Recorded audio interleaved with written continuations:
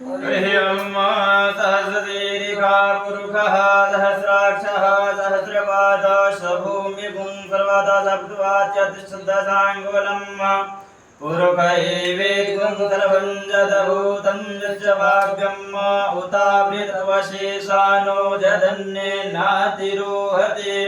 एतावानस्य महिमा तो ज्यायाश्च पुरुषः पादोश विद्वा भूतानिति पादस्यामृतं दिवे